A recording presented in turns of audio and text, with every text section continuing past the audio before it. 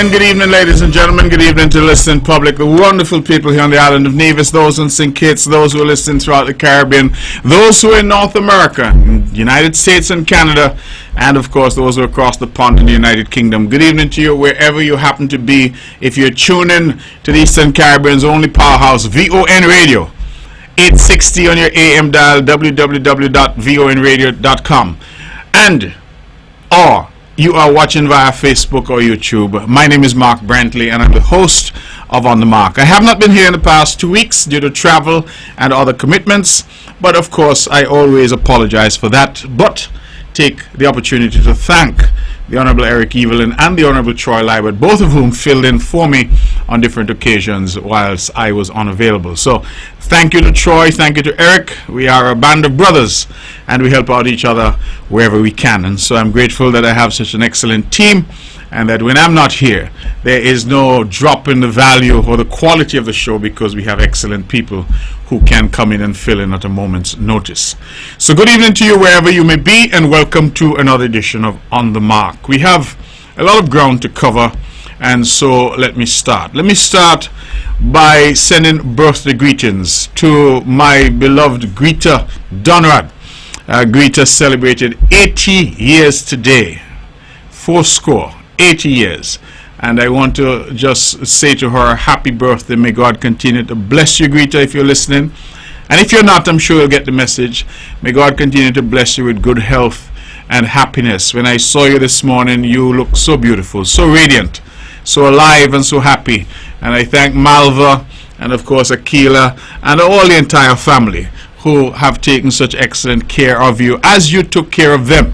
I can think of, if I start to name them out, Rosie, Oscar, the whole family, really and truly, everybody's there. My brother mixed up a lot of children who are there who have really just done a wonderful job. And I think the test always of whether or not parents have done a good job is really to look at the children that they've produced and what the children have become.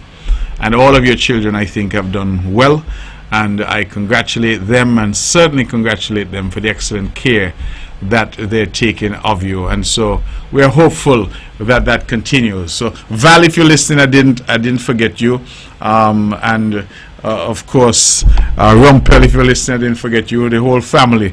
Who am I missing now? Lord of mercy, I don't have the list in front of me, but certainly all of the children I know would. Samuel, how could I even forget Samuel? All the children would send their love. So happy birthday, Greta. I wish you all the very best. May God continue to bless you. And I'm so happy that we were able to see you this morning, and so happy that the ministry was able to come see you this morning and celebrate with you your 80th birthday. So continue to celebrate, and I said I'm going to pass back to see you, so have no fear. I'll definitely be coming back to see you. Ladies and gentlemen, from that note of happiness, and indeed if there's anybody out there else who's celebrating, I extend the warmest greetings to you and pray and hope that your celebrations continue to go well. If you're celebrating a birthday or anniversary or just some special occasion, you might have had a promotion at work, whatever it may be, I wish you all the very best. Now from that note to a note of some sadness and concern, I think that many of you would know that my good friend Berkeley from Bat Village, that Berkeley was hospitalized and struggling with his health. I want to reach out to the entire family tonight and just to pat and the whole Michi, everybody, just to extend my concerns and my love and to let them know that we are praying for them. And to Berkeley, we are hoping that God will touch you and heal you and allow you to continue. He is somebody who has contributed significantly to Bat Village in terms of the fishing community. I'm so happy that the Honorable Eric Evelyn and the team were able to recognize him. I think it was last year or sometime recently in relation to his exploits in fishing. So Berkeley, if you are able and you're listening, I wish you all the best, my brother. I did come to see you, but you were fast asleep, and so prudence suggested that I not disturb you, and so I pray that you continue to do well. Let me also reach out to my dear cousin Kevany and of course Wazim and the whole family. Let them know as well that my thoughts and prayers are with them, as they too are dealing with some issues, and we recognize that. And let me also reach out to my brother Keithley Anderson Brown, as I call him, right there in Bath.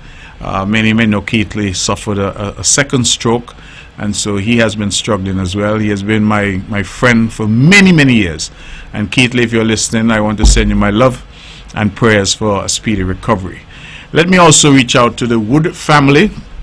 We have really all heard about the terrible accident that happened to a youngster of only 15 years old, Kevin Wood. His father is a well-known DJ here, and I want to just let the family know that our thoughts and prayers are with them. We have been in close contact with the family. I mean, that is standard for us, and I was delighted to hear that the family was able to airlift the young Mr. Wood to Trinidad today for additional care. It is my fervent prayer that the doctors in Trinidad will be able to do what is necessary, and that this young man may be able to come back home to us, and to come back to us in fully cured and back to his full strength. I believe that the public, and really these are incidents that point out to me how beautiful a place Nevis is, because the public has rallied in a significant way with the family, having heard of this terrible tragedy that befell this young man.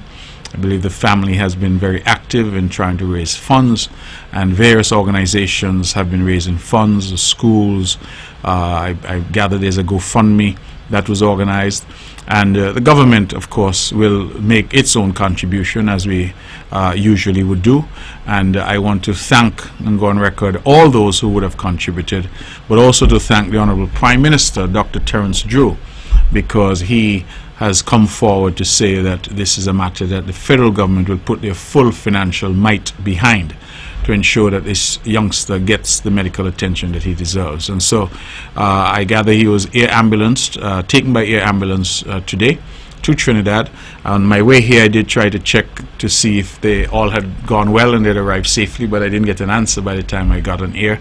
But certainly I want the family to know that they're in our prayers, they're in our thoughts, and that we continue to do what we need to do to ensure that young Kevin gets the care that he needs, and that the family can know that they have the support of the entire community. The way that Nevis has rallied, Nevisians at home and abroad, the way that St. Kitts has rallied, Kittitians at home and abroad, I think it speaks well of us. We often spend a lot of our time attacking each other, getting at each other, and really tearing the fabric of our society apart in terms of how aggressive we are sometimes and how caustic we are sometimes with each other. When things like this, however, happen and the community comes together, it really demonstrates to me that at core we are a very decent people. And I'm very grateful for that. I'm grateful for all the support that the family has obtained and continues to obtain. And I believe now that the arrangements have been put in place, this young man will get the care that he needs. And so we hope and pray for the best. You know, there's one aspect of this which is financial. There's another aspect of it, of course, which is about prayer and asking God to look down and to really touch and heal this youngster, as we're asking him to look down and to touch and heal so many others who are going through difficulty at this point in time. And so we ask that, and we pray that God will hear our prayers. And to the Wood family, to my brother Wazim and Kevin, to my brother Keithley Anderson Brown, to Pat and the whole family there, and my brother Berkeley, please know that you're in our prayers, and that we do certainly pray that you will recover fully. And for all of those who may be hospitalized and going through, I mean, the truth is, as we know, that we deal, all of us, with issues, and for us, our issue is the most important issue to us because it affects us directly.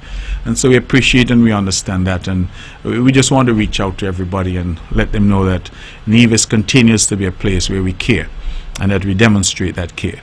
And so certainly I pray and hope that all of those who are struggling may find that relief, and that God may bless us and His mercy may be upon us, notwithstanding our own shortcomings and our difficulties, that He will look past our sins and look past our frailties and look past our difficulties and continue to bless us. So we really hope that all goes well, and certainly we hope that we'll continue to get updates as to the progress in relation to these various individuals. For me, knowing all of these individuals in a personal way, knowing the families, it makes it all the more personal. And so I certainly pray and hope that all goes well.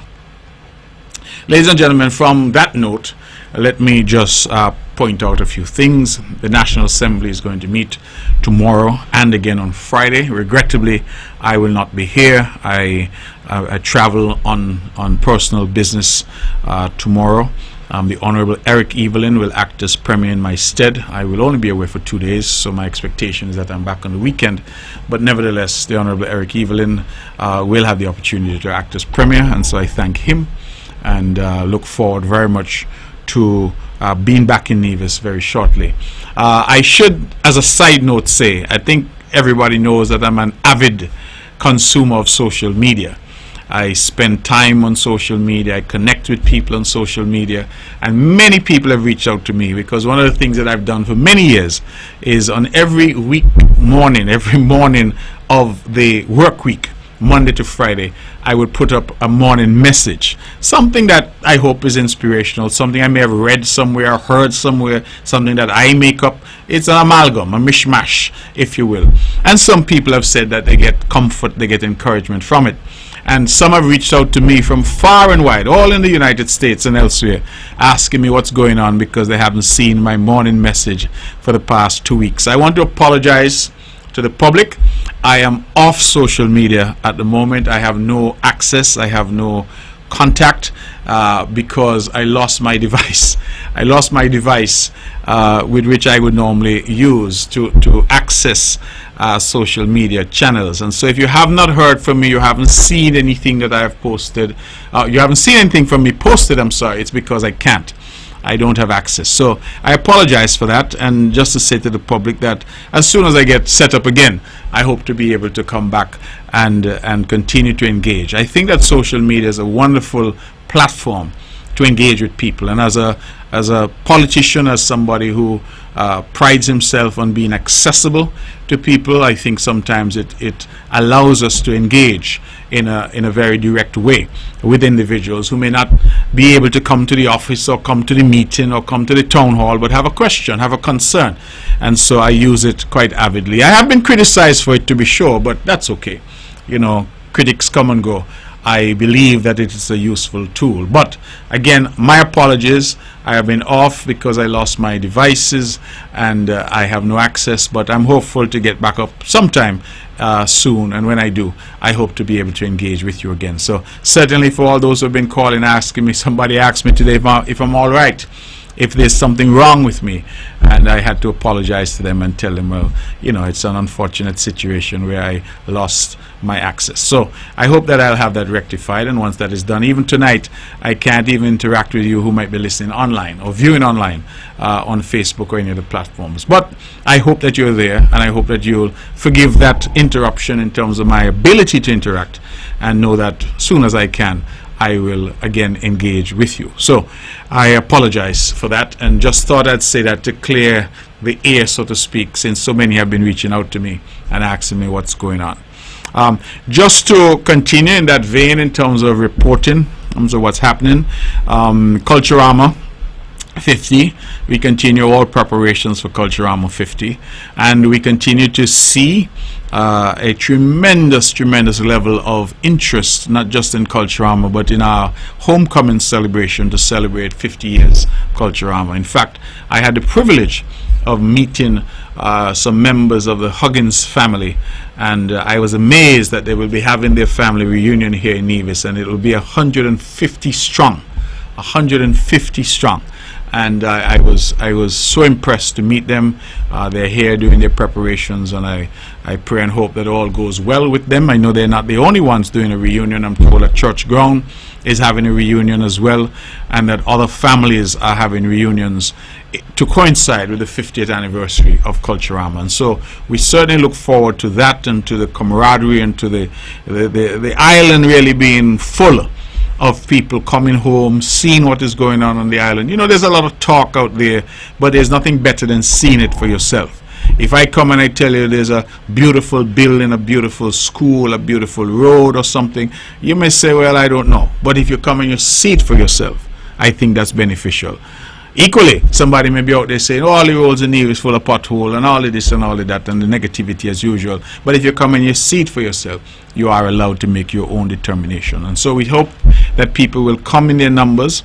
We understand that we're having a bit of an accommodation crunch, that some people are saying they find it difficult to find accommodation. We continue to urge persons who have houses here locked up, who have an extra apartment, an extra couple of rooms, that you make that available. All you need to do is to register with the Nevis Tourism Authority, and they will guide you through the process of making your home, your apartment, some rooms at your home available to those who may come in and who want to do what we call a homestay.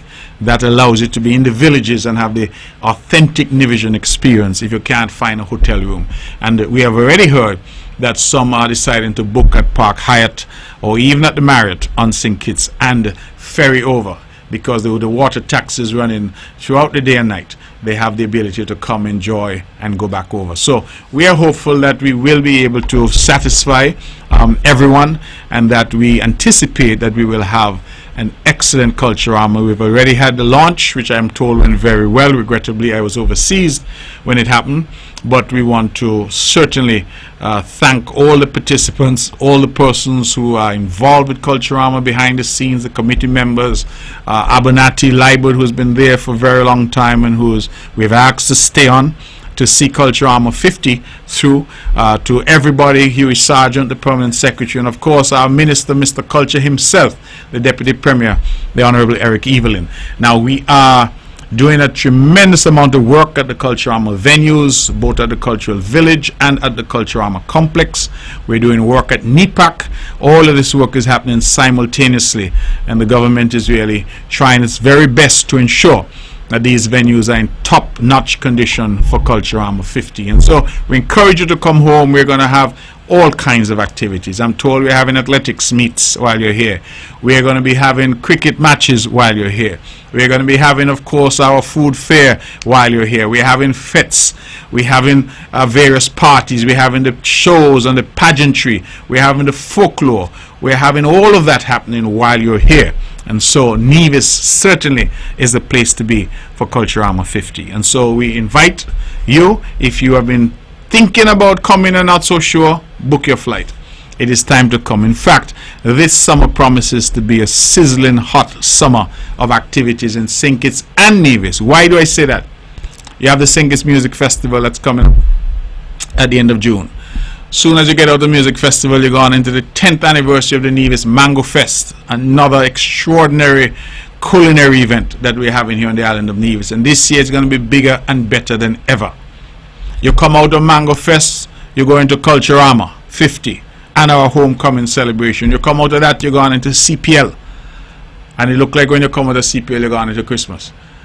I mean, it's just so much activity that is happening here on our Twin Island Federation, in our Twin Island Federation of St. Kitts and Nevis. And so we invite you to come home, bring your friends with you, enjoy your country, because this is we invite all of our brothers and sisters from St. Kitts, pack your bags, come to Nevis for Culturama, be a part of it. We are one family, we are one people, and it is time that we support each other, just as I know the Nevisians will be packing their bags and heading to St. Kitts for Music Festival and for White Sands and thereafter for CPL. That is how we roll. We support each other, and so I anticipate that our streets will be filled with revelers, our shows will be filled and overflowing, because persons will be participating. We have a full slate of contestants for the Miss Culturama, full slate of contestants for Miss Cultural Swimwear. Mr. Cool is back with a bang, and of course the Calypsonians. We expect top notch from them. In fact, one of my favorite Calypsonians should have been here tonight, but unfortunately he said he's not quite ready. So I'm sure right here on the mark, where we know that some of the big guns release, we expect that we will hear some of the Calypsos. We are already hearing some of the soca tunes that are coming out. I see Casanova is back in a big way. Perennial favorite. They're the ones who started the long jam from Gingerland, as we know, and really created that part and that aspect to Culturama. Later, of course, as they left the stage, it was taken over by core band, but certainly you have to start somewhere, and core is now building on what Casanova would have started all those years ago. And I still remember fondly in my younger days coming down Churchground Hill when Bamboo was playing Bambulan, one of the biggest tunes we've come out of Nevis from Casanova. In fact, I'm hopeful, and if they're listening, I'm hopeful that they do a remix of that big song for Culturama 50. And I've said so to them, and I hope they're listening. And other people, I hope would call them and tell them, do a remix of Bamboo. That was a tremendous song coming down the road there for Long Jam. And so I just want to say that I believe Casanova is the ultimate band out of Bath, is back with a bang. Odyssey, I expect, is going to be excellent as usual. And of course the bands from St. Kitts are going to be on the road, and we expect a fun time. But in all of our fun, I'm asking our people to be safe and to conduct themselves in the appropriate way. We cannot brush under the rug the fact that we've been having some difficulties. We've been having some difficulties with violent crime. And I'm prayerful that God will touch the hearts of those youngsters who seem bent on crime and criminality, who seem not to have any value for themselves or for others. And that He would also touch the heart of those who are harboring and encouraging and facilitating, those who are hiding the guns, those who see and say they didn't see, those who know and say they don't know. All of us must fight crime together. And I continue to make that point because some want to say, oh, it's your fault or your fault is crime. No, crime is a societal problem. I have come to that realization that crime is a societal problem, and it therefore requires a society to solve it. The people who are committing crime are our family, They're our brothers and sisters. They're our boyfriends and girlfriends. They're the ones committing the crime, our sons and daughters. Parents know a lot of times what their children are involved in.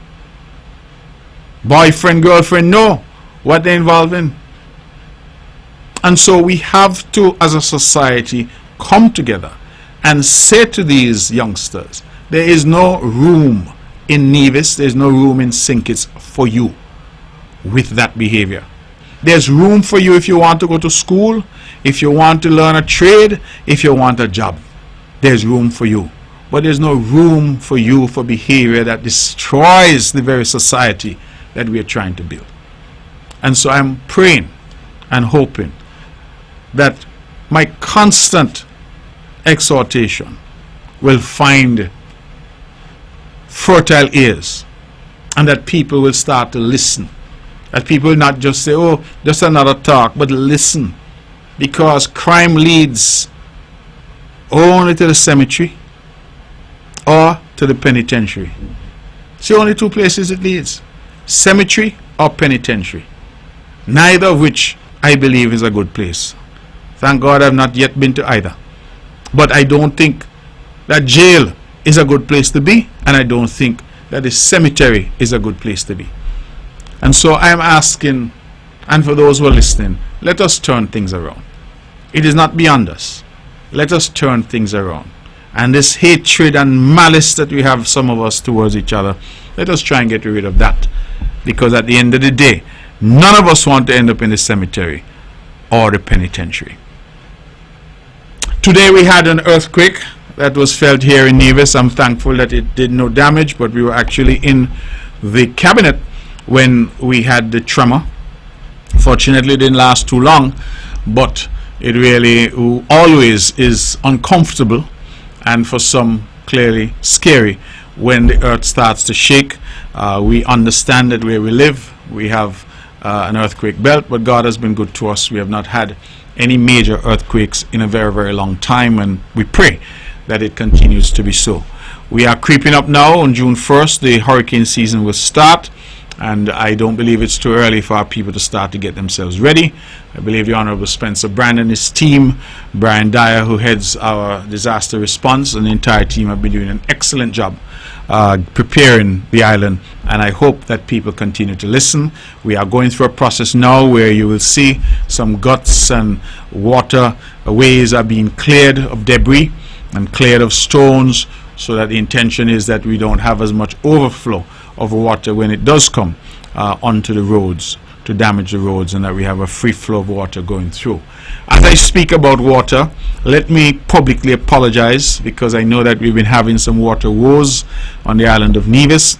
I have explained, and I believe the Minister Brand has explained, that the reason for those is a combination of reasons. One, the island is doing well.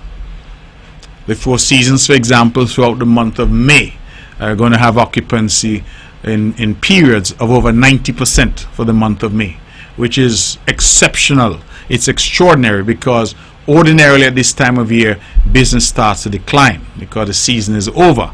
Here we have the Four Seasons, our flagship, showing 90+% at some periods during May, and at other periods having 70% and up in terms of occupancy. High occupancy on the island, more people in the villas, more people in the hotels on the island, means that the island is doing well. The taxi drivers are making some money, the restaurants are making some money, our farmers and fishers are making some money, the government is getting a little tax as well, and the hotels are making some money. But it also means that we have more people on the island who are demanding large amounts of water. And so we have been trying to do this balancing act, because the difficulty we have is we're getting less rainfall. Our aquifers are recharging at a far lower rate due to the deleterious effects of climate change that we have been experiencing, and we have heightened with that greater demand. So you have higher demand and supply is dwindling, and so we have been trying to cope, but we are asking please for your understanding as we try to deal with this problem. We have been seeking during the night time to turn water off in certain areas so that our tanks can fill up overnight, so that during the day when people are active that they have water. But I will tell you that we are not just leaving it to chance. We have concluded an agreement with a drilling company out of Trinidad and Tobago, and we expect them to be here in short order to drill. We are hopeful as many as 9 wells, I think I was told, that we hope that they will be able to drill on the island of Nevis, and that will allow us to get additional water. Now, some of you may be wondering, if you say the aquifers are going down, why are you doing more drilling? I asked the same question, and what I was told is that where we are drilling would be different parts of the island. So we'll be drilling, we hope, into different water sources, different aquifers, if you will, that are under our Earth's crust. And so the idea is, under the Earth's surface we have water in different areas of the island, so we are tapping into additional water that we have elsewhere on the island. And so we've identified some drill sites. I think in Stony Hill an additional site, in Descents one site, we've identified sites in Jessops, in Braziers, as the case may be, and the drillers and the experts will take care of that. But the reason I say it is I want the people of Nevis to understand that we have not just sat back. In fact, we might have been able to avoid this had the contract that we had entered into way back in 2017 with BEAD, had that contract been honored. Because if that contract had been honored, we would have had more water in our system since then. 2017 till now is 7 years by my tally, going on 7 years.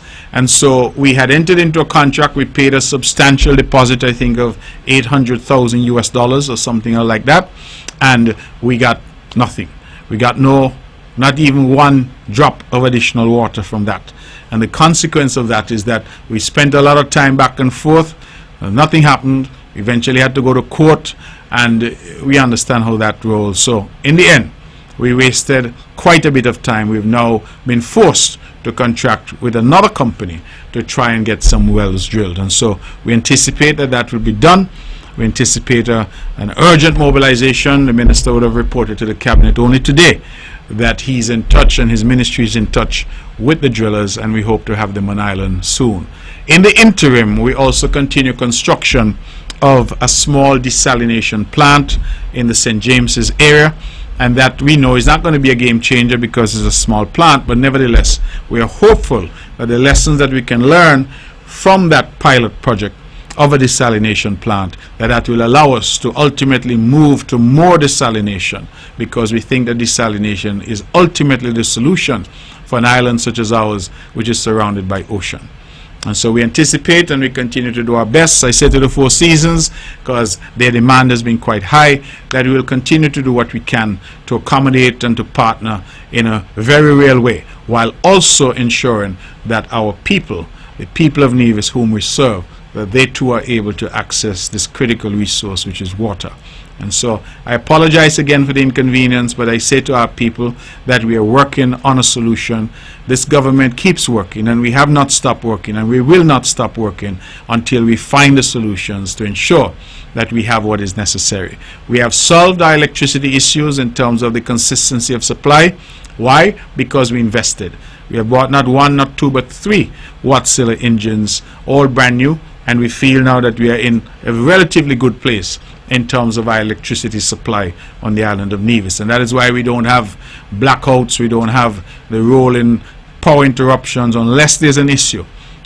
We don't have that as much as we used to. We don't have load shedding as much as we used to, because we've solved that problem. Water is the other issue. We spent, of course, a considerable sum of money on upgrading our storage facilities. We spent a considerable sum on upgrading our distribution network. Now we're going to spend the last tranche of money on getting more water through drilling, and that is the phase at which we are, and we hope that we'll be able to, in short order, provide additional water to you. So we know that there's a problem. We apologize to you for the inconvenience, but we're also saying to you that we're working on the solution, and we have a plan, and that plan is already in motion to bring more water to the people of Nevis. And so we look forward certainly to that as we continue to build out the infrastructure and build out this island, and to make wise investments for the benefit not only of us today, but the benefit of generations to come. For those of you who might have passed by the water taxi at Wally today, I am very pleased. I want to give a shout out to my friend Jimmy the artist, I call him, because he has done a wonderful job there. We commissioned him to do some signage at the water taxi, and I've already seen the photos going around. I think people are quite proud of that facility, and anytime I talk about that water taxi, I always have to mention the Honorable Alexis Jeffers. It was his baby. He fought for it, and he made it possible, and I believe he should be given the credit, because he's the one who fought and made that possible against the odds and against much antagonism and criticism. He ignored the noise, he persevered, and today we have a facility which, based on the numbers that we have seen for the months of January, February and March this year, already saw over 70,000 passengers going back and forth using that facility. So I believe that the proof of the pudding is in the eating, and the facility is an excellent addition to what we're doing here in Nevis. When I look at the water taxis, when I look at the various operators, when I look at the number of people employed in the water taxi business, Islander alone has dozens of people employed. When I look at all that, and I think that all of those water taxis are based here in Nevis, it's a Nevis, 100% Nevis owned enterprise at this point. And that was assisted immeasurably by the government's vision to invest in that water taxi pier and that water taxi facility. That is what vision is about. That is what government's supposed to do. Create the infrastructure, create the environment, and then move aside and allow the private sector to take advantage of that and create jobs and create growth in the economy. And that's exactly what we've been doing. And the water taxi business is a prime example of this government having the vision to put in place the infrastructure to support a locally owned industry that is performing exceedingly well. Which of us don't like the convenience of hopping on the water taxi when we want? I was explaining to some potential investors the other day, I said this is almost like an Uber service. You call them, they come. That is how efficient the service is, and within 5-7 minutes you're in St. Kitts or vice versa. For business people, for those who are seeking leisure, for those going over. I just recently, there was a big fete here at the Botanical Garden called Faded. I know because I live close to the Botanical Garden, so I heard all the music, and I'm told that people had a wonderful time. But a lot of those people came over from St. Kitts using what? The same water taxi. Back and forth all day, back and forth all night. And I think that it really required vision. And that is why I keep saying, the Honorable Alexis Jeffers, you should get credit. I'm not going to wait until people have passed on to stand up over their coffin and start to say all the things they would have done. I think in this life you must give people credit, and it was he who persevered and ensured that we have that facility today.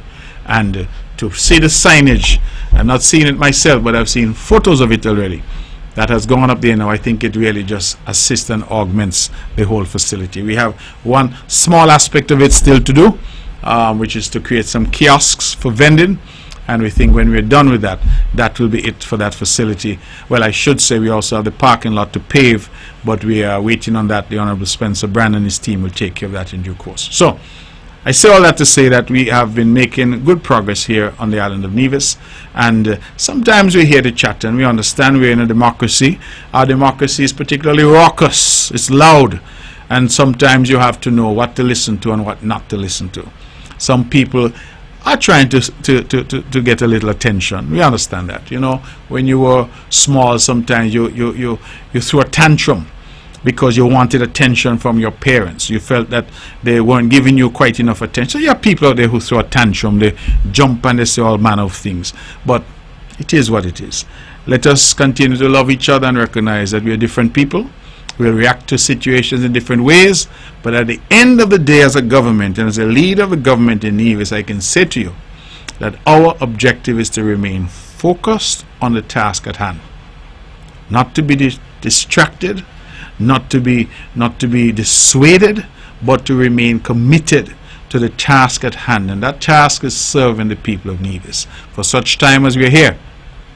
And when we're done, other people, we hope, will continue to build on what we would have left, just as we are building on what the greats would have left for us to build on. And so that is where we are. It's a very simple proposition. It doesn't require a whole lot of rancor and a whole lot of rary, because at the end of the day, we have our entrances and we have our exits.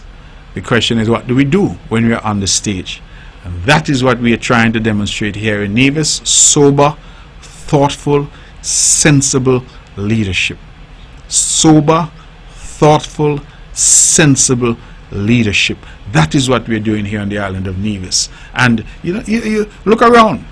You hear any big roar in Nevis, you hear any big... Of course the opposition is making their noise. That's their job. But look at the government and the fundamentals. Look at what we're trying to do. Have we got everything right? No. We're only human. But have we got most things right? Yes. If you're honest, look at what is happening. You don't hear about any scandal in our government. You don't hear about any corruption, any illicit or illegal or improper activities. You don't hear about any friction that we're fighting against each other. We have divisions and confusion. No.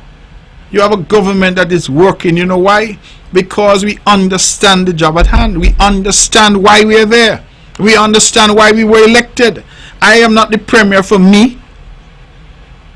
I am the premier to ensure that I serve the people of Nevis.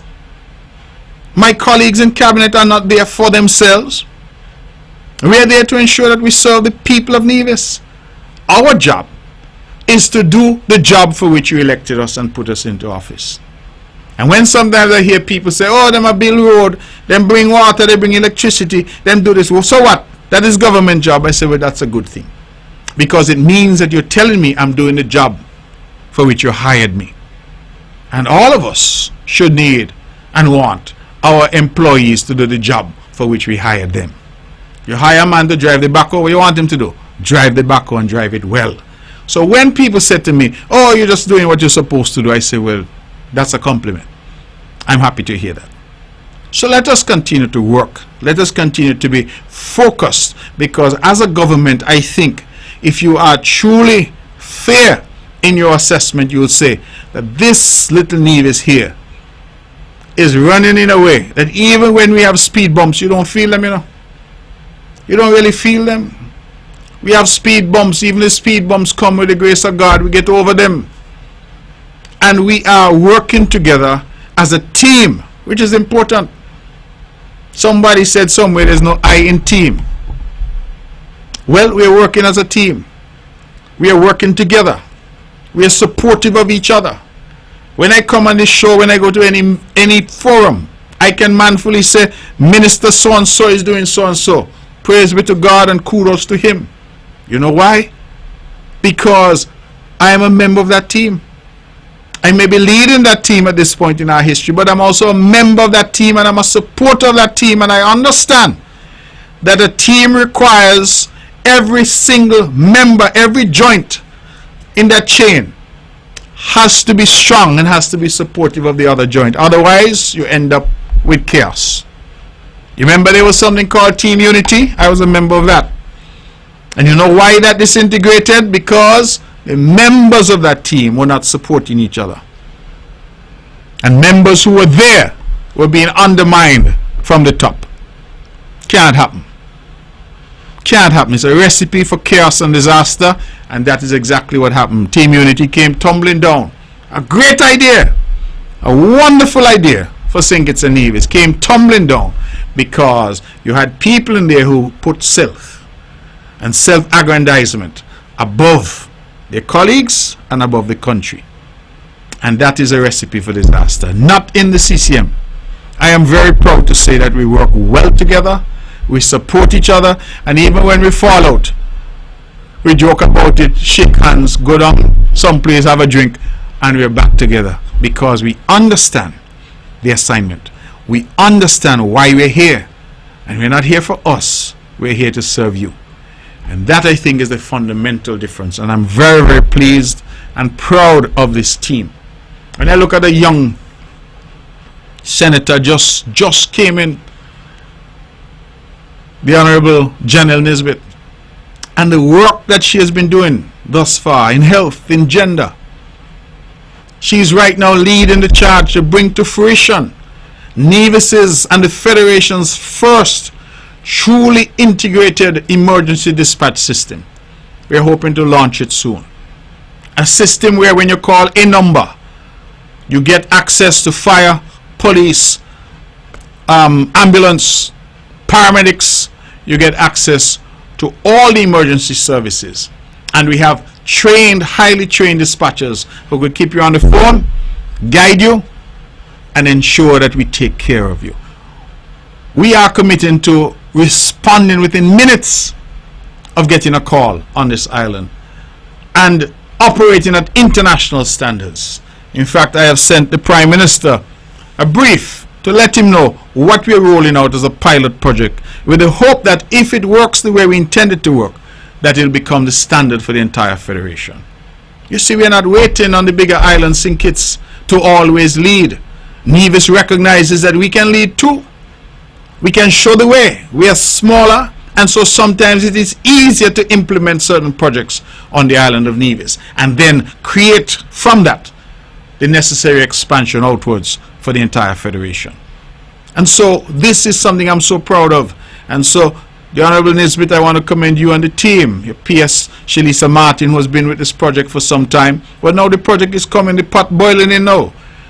We're going to have a launch, I'm told, next week. The project is going to be launched. People are coming on island to install all the necessary equipment to ensure that we have a state-of-the-art emergency response system. Nevis is moving, and anybody who wants to look at those things and say that is not progress, then I don't know what progress looks like, because those are significant steps to take us to the sustainable island state that we have been talking about and that the Prime Minister Drew and his team have popularized in terms of the local narrative and the local vernacular, that we are now talking about a sustainable island state. These are attributes to us achieving that sustainable island state status, and we are making that progress and continue to make that progress. And so I commend the Minister, I commend Minister Brand for all that he has been doing in water, in roads. You look around the infrastructure of Charlestown, you look around the infrastructure of Nevis, and you have to give him credit because his DNA is there. He said when he campaigned, if you give me a term, I will earn the rest. And you gave him a term in 2017, and he came back in 2022 and he earned the second term. And I believe that he will continue to earn the trust of the people of St. Paul's. The Honorable Eric Evelyn, well, he has his hands full right now with Culturama. Full. But he still is leading the way in agriculture and food security and providing the necessary support in the cabinet and doing an excellent job. So, Deputy Premier, if you're listening, kudos to you. Incidentally, let me see if I have it here, because I think it's important that I mention it as I'm talking about the work that the ministers have been doing, that the good people of St. Paul's, Minister Brand is having a massive cleanup in St. Paul's, and he's doing that. It's the 4th annual Whit Monday cleanup. It's Monday the 20th of May. He's already advertising it now. Monday the 20th of May from 7 a.m. to 11 a.m. He's having a white goods cleanup. The numbers to call, put these in your phone: 667-2184, 662-8130, 660-5526. Minister Brand. The brand name for St. Paul's, he's having his white goods cleanup. And you hear that? The 4th annual. This ain't a fly-by-night. Let me run and do something. This is consistency. He's doing, and all you need to do, put your old stove, fridge, etc., microwave outside your gate. And if you can't, you're not able to put it outside your gate, just call them. I'm pretty sure they'll come and take it from off your landing or off the back porch or from the backyard. But please call them, because one young lady got in touch with me to say that nobody does come in her area. We won't come to your area unless you call. So please use the numbers, call, let them know you have something to pick up, and they will come and pick it up. That's what you're talking about, people engaged in the community. Not for show, not to make a statement because you want now to politicize a situation. And some people do that, you know. There's a tragedy. Jump out with a statement. And then you start to wonder, you say, but we never hear them people that make a statement about anything before. Never hear yet. But something happened. And you jump out because as if you want to ride a wave of public sentiment in relation to a particular matter. And so you make a statement. But to me sometimes that's not about helping people, you know. That's about seeking to use somebody's situation, usually a tragic situation, to create politics and to elevate yourself. And when you're genuine and genuinely about service, you're not interested in that. I remember during COVID, we were all, political parties, social groups, NGOs, were going around the community and trying to help where they can. We had the NRP who was going out and handing out some food packages. And I smiled to myself, because every elderly person they gave a food package to, they took a photo and posted it to social media. You had the CCM was doing the same.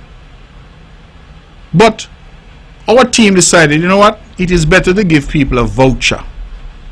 And you just deliver a voucher to somebody quietly in an envelope, and you tell them, listen, go buy Rams, go buy Best Buy, go buy the other supermarket in Value Mart, and pick up what you need. And you help people, but you didn't take their dignity from them. You help people, but you help them in a way that they understood that you were not there for the photo op. You were not there for that. You were there in a genuine way to assist. And I believe that sometimes is a fundamental difference. Some people jump up, hey people, look at me here, I'm doing something. And it seems so odd when they're not accustomed in particular to doing anything. But they jump out because it's more important for them to say to people. You know, it reminds me of those teachings we get from the church sometimes, where there's some people who beat their chest and say, look at me, I'm righteous, look at me, because they're not really interested in serving God, you know.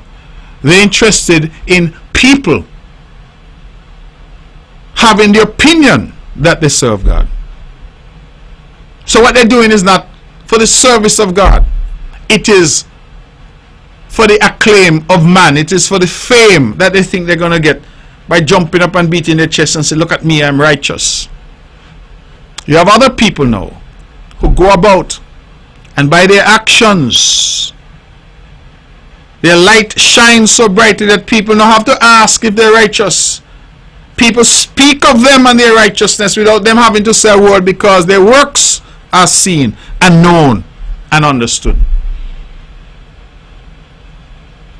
And if I know it to be so, my mother of blessed memory, the beautiful Vicky, always said to me, when you help people, nobody go talk about it. Nobody run out go say, you help Tom or you help Mary. Do it from your heart. I think that that is very important. Very, very important. I was told a story recently. I'm not going to get into the story, but as I think about it, I just want to say a special good night to Mrs. Dick Bain Bath, if they're listening, to the Dick family. I want to say good night to the whole of Bath, but I'm singling out Mrs. Dick because I went by her recently. Mrs. Dick, I have something for you. It's coming soon. That's all I can tell you. But I went by them and they told me a story. As I said, I won't get into the story, but it touched me because it said to me and reminded me that when you see you do things for people, you're not got to take out no ad in the Observer newspaper. You don't have to go on any platform to talk about it. You don't have to make no big statement, because you're doing it for the right reasons. And so I think that that is important. So as we look at our ministers, we look at their contribution, we look at what they have been doing, we look at the Honorable Troy Liburd. I leave him for last for a reason, because he has been there with me in the cabinet since 2013. He's the most senior member of the cabinet along with me. We're the only two who have been there all this time. And you look at what he's been doing in education, in sports. You know, when I saw the criticisms about the Mondo track and the Mondo track this and the Mondo track that, the Mondo track became the epicenter of athletics in the Federation of St. Kitts and Nevis this year. The epicenter, where all the meets, all were happening at our Mondo track in Nevis. With the economic spin-off that brought to our vendors, to the people who are aficionados of track and field. Nevis was the epicenter. You want to talk about vision? You want to talk about a government that, despite the noise, says, listen, our task is to work and to build, not for us. And even sometimes other people don't see the vision. If you're persuaded that your vision is 2020, it's good, then you progress and you achieve what it is you're seeking to achieve. Look at the Mondo track. Lord, they say the flies them from the dump would make it inoperable. They say, oh, you're going to put it over there. They said this, they said that, they said the other. When the track go down, the only IAAF certified 9-lane track that we had, 200-meter warm-up track, when it went down brand new using Mondo's latest technology when it was built, you know what they start to say? Oh, where the stadium? You're not put up no stadium. Because there's always need for criticism. But that Mondo track and the vision to create it became this year the epicenter, under the leadership of Troy Liburd, of sports and sporting athletics activity in the Federation, not just in Nevis, in the Federation. Tutmun Samanbagai came and ran at that facility. And we hosted the Inter-High Champs. We hosted all of these meets. I'm told that we're having the Olympic tryouts. All of that is happening here in Nevis without any trouble or any difficulty. Again, the vision of a government that says, let us invest for the benefit of our people. I can't run, but I fought hard to get that Mondo track there. And in my constituency too, praise be to God, it is there. And when I go there and I see people walking, exercising, I see the public using it, I see the youngsters playing football, I said, to God be the glory. Because many of us never thought that we could see a facility like that in the island of Nevis. Many of us thought that the extent of our ambition was our children running on grass and dirt up at ETW Park and down in Swamp. We thought that that was enough for the people of Nevis. And we as a government said, no, our youngsters deserve more. They deserve better. And who out there can argue that they have not responded and are in fact doing better. Look at their times, look at how now they're making Carifta teams, they are performing. And yes, we'll continue to improve. But I say kudos to Minister Leiber, to his entire team, to his peers, my friend, ever capable and ever competent Zanella Claxton, his director of sports, Jamir, and everybody knows Jamir, he lives, eats and breathes sports. Excellent team supporting the minister, and he has done well, and we say kudos to him. See, I've gone through, I'm identifying them because each of them is performing, and I am proud that we are leading a government that you are hearing all the rare and rural. You hear, yes, the usual natural neighbors of negativity. You could just ignore them, because if Jesus Christ came down tomorrow, believe me, they're going to cuss he too. So you just ignore them, because they're going to cuss and cuss and cuss till the Lord say, ready for you, come. And if they go down hell, they're going to meet the devil down there and they're going to cuss the devil too. That is how they operate. That is their job. Don't worry about them. Focus on what we have to do. Focus on the task at hand. That is why we're here. We're almost at the 9 o'clock hour. I didn't plan to talk so long, but I have to say one other thing. I had an excellent meeting with the people who, company called Radius, who are now operating the call center facility in Brownhill. And I was extremely pleased to hear that they continue to take on people. They're now up to about 100, just over 100 employees, I'm told, and they expect to continue to take on people. In fact, they are already saying that they're going to have to reconfigure the space to create some additional seats, and then they want additional space as well. Again, government working.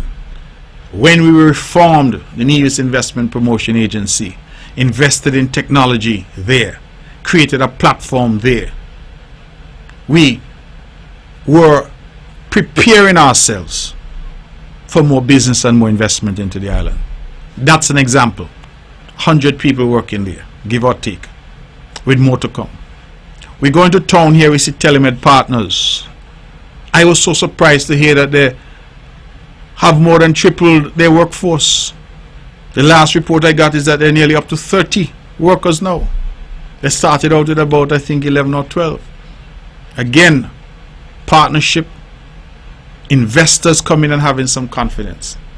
I'm seeing a third facility now that is under construction, I'm told, in Charlestown. Up Chapel, is that Chapel Street? Up Chapel Street. Again, investors coming. So when I hear the cry, oh, there's no investment, there's nothing happening, I smile. Because as I said, if Jesus were to come down tomorrow, they will argue with him too. And he's perfect. So I am not wasting time or agonizing over that. Because the 100+ people at the call center in Brownhill understand investment has come. The 30 people down at Telemed understand investment has come. Them who work in for the one in town, they understand on Chapel Street investment has come. So I'm not concerning myself with a lot of the noise, because the reality, that is why I'm so happy people are coming home, I'm happy people are coming home, because some people's perception of this island is what they hear on radio. Whether you hear it from me or you hear it from others, what you hear on radio, no. Come home, have a look for yourself.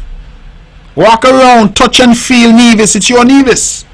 Those of you in St. Kitts, come over and have a look as well, and see what we're doing in healthcare, what we're doing in education, what we're doing in agriculture, what we're doing in terms of security.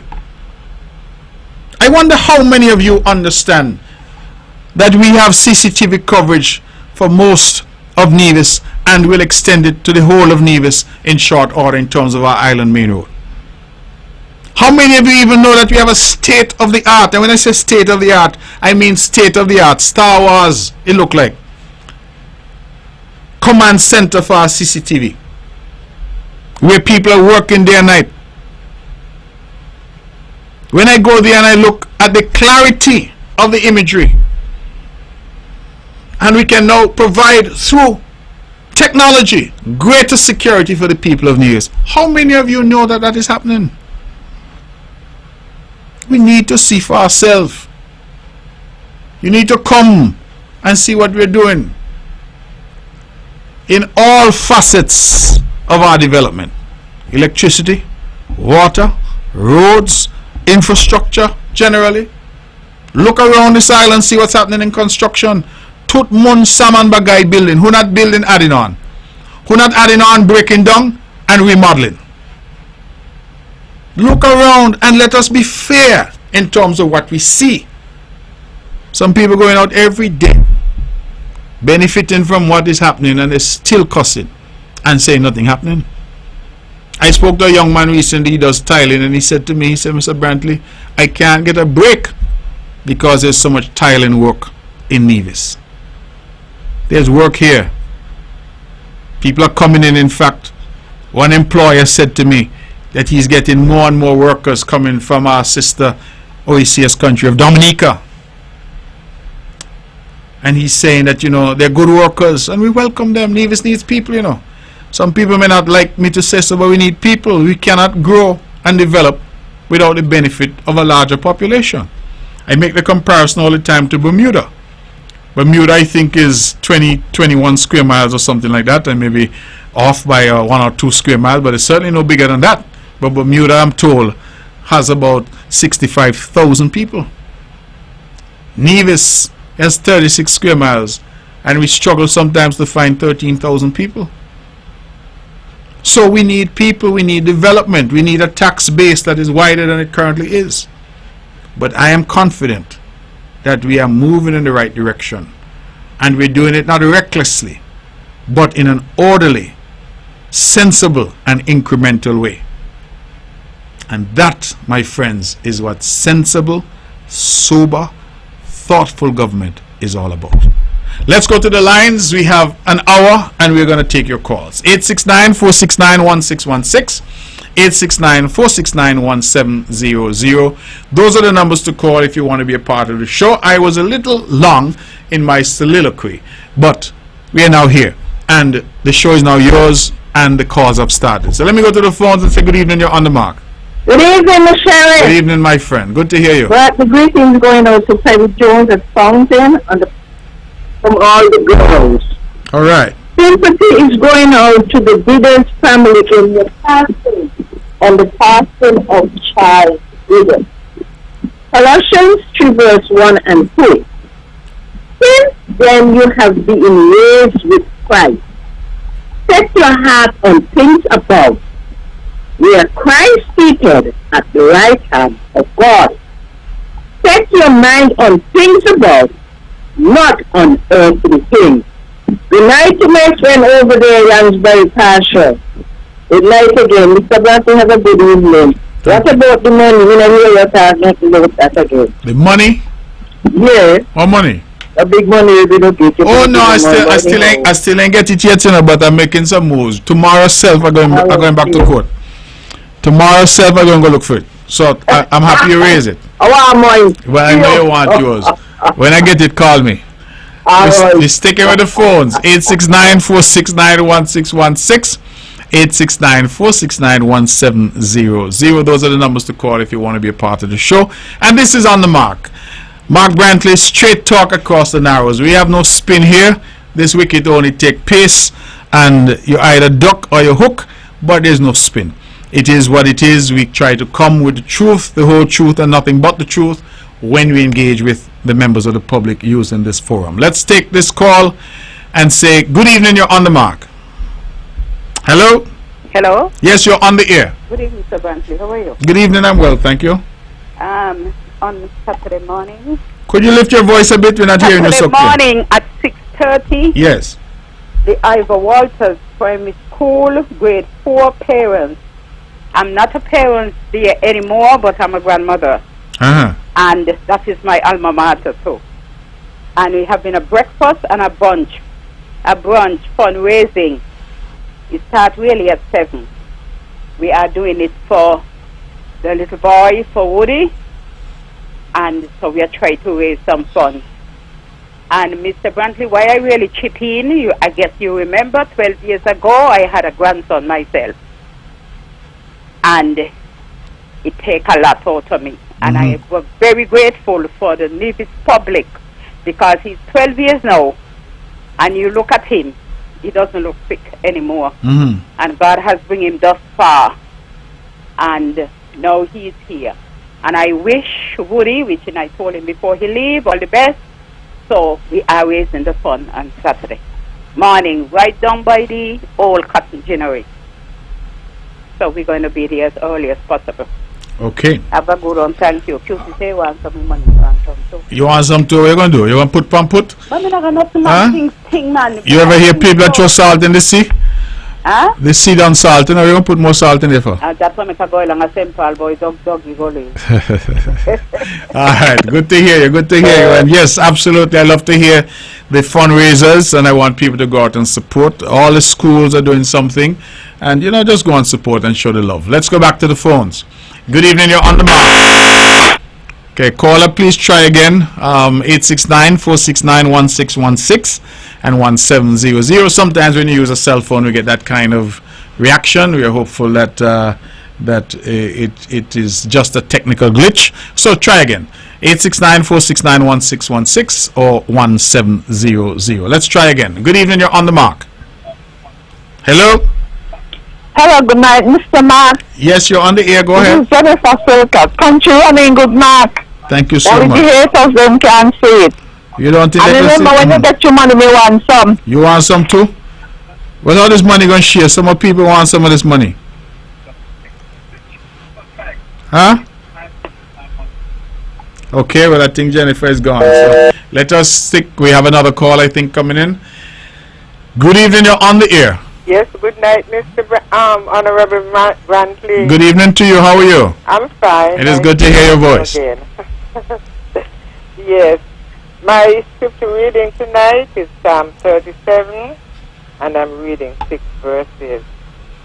Fret not thyself because of evildoers, neither be thou envious against the workers of iniquity, for they shall soon be cut down like the grass, and wither as the green herb. Trust in the Lord and do good. So shalt thou dwell in the land, and verily thou shalt be fed. Delight thyself also in the Lord, and he shall give thee the desires of thine heart. Commit thy way unto the Lord. Trust also in him, and he shall bring it to pass. Mm-hmm. And he shall bring forth the righteousness in the light, and like judgment in the noonday. This is the reading of God's word. And the country running good. You're all doing a good job, Mr. Brantley. Thank God you. bless you. Thank you so much, and God bless you as well, and thank you for your scripture. Thank you very Psalm 37, you said, yes? much. Yes. Okay, thank you. And I just want the public to know that these ladies choose a scripture of their choosing, and they call in when they decide to call in, and they share that scripture. In fact, the first caller who called, she's usually my first caller, even when she's traveling abroad. Here she went on a big honeymoon and went all around the world on this honeymoon. She always finds time to call, and so I want to thank them because they've been with the show for such a long time, and it is the callers ultimately that keep the show going, and so for that I'm very grateful. We have 50 minutes left, and we're taking your calls. I took up most of the first hour with my introduction, and so we now have the phones open and inviting your calls. Just to remind the residents of St. Paul's, I think this is important, that the Honorable Spencer Brand is leading a white goods cleanup, his 4th annual white goods cleanup. It will be on Whit Monday the 20th of May, and it starts at 7 a.m. Please call the numbers 667-2184, 662-8130, or 660-5526. The reason I'm promoting this is when I did my recent cleanup, we had quite a few people from St. Paul's who are calling us as well. So I know Minister Brand is going to take good care of you. Let's go back to the phones. Good evening, you're on the mark. Hey, Mark, good night. Good night, how are you? Yeah, I want to say, Philippine boys up there in America, a college graduation, now they've level in Sunrise.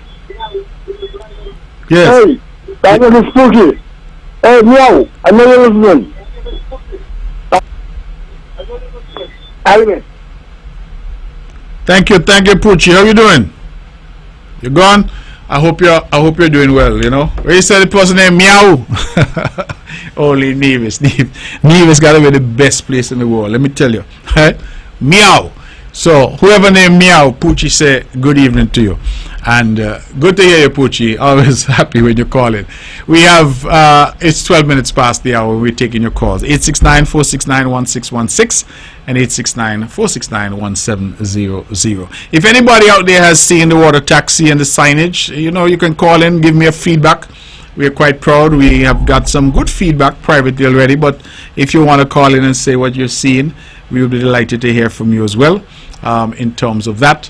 And as I said, we continue to just do the things that we think are important to move Nevis forward and to ensure that this island keeps going from strength to strength. And for us, that is critically important, and that is what we are doing, because that is what we've been elected to do. We're doing the job that the people elected us to do, and that for me is the guiding light, that is the signpost, and that is what we are engaged in. Now, I was able to attend the service of Thanksgiving and praise, ecumenical service that was put on at the church here in Bath, New Testament Church of God, I think it's called. And we had the opportunity to go there and worship. The Honorable Eric Evelyn was there with me, and I was able to make a presentation to Reverend Peter Paul. He wasn't there, but to make a presentation to someone, and hopefully that they hand it over to him. And I just want to publicly thank Reverend Peter Paul and his team, his worship team, for 25 years of that service here on the island of Nevis. Interestingly, somebody from the Ministry of Ecclesiastical Affairs on St. Kitts attended and said that on St. Kitts they'd only been doing it for 2 years. So in Nevis we've been doing it for 25 years. So kudos to them. Let me go back to the phones. Good evening, you're on the mark. Hello, good night. Hello, good night. You're on the air. Go ahead. So yes, so I studied water signage today, and it's an absolutely great look. However, if you look on the entrance to enter the spot, you will see that there is a lot of rust on some of the letters. So if you could have them fresh up, that you'll be clear. But when I came over to Nevis, I was like, wow. So the We rust, need to see Welcome to Reggae Beach as well. the rust is where you said? It's on the opposite side. That says that the Wally water taxi. Yes, there's some letters that look rusty. Okay, all right. We'll have to look at it. We're trying to uplift the entire area. So we Right, but definitely have it to was look at amazing. It's beautiful. it. Okay, well, I'm thankful to hear you say that. No problem. All right, thanks a million. Great. So we're getting some good feedback there, and some, you know, I like the feedback because the young lady is also saying something that we need to do. So let's work on it together and make it happen. I want to commend Oral Brandy, who is the CEO at our ports. He's really been doing a good job there, working hard, and he's so responsive, and that's what I like. Now, I want to say something this evening, and I forgot to say so when I was doing my introductions, as I wait for the other callers to call. Just to say to the good people in St. Croix that we have been trying to resolve the issue of airlift between Nevis and St. Croix.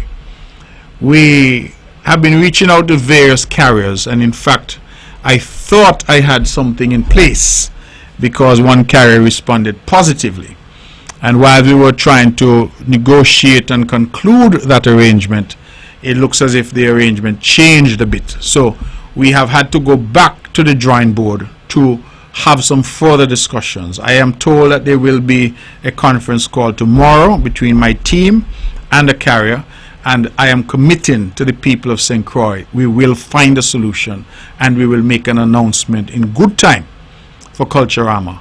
In fact, I'm hopeful that if we can do it, we will have that service in place as early as the coming month of June.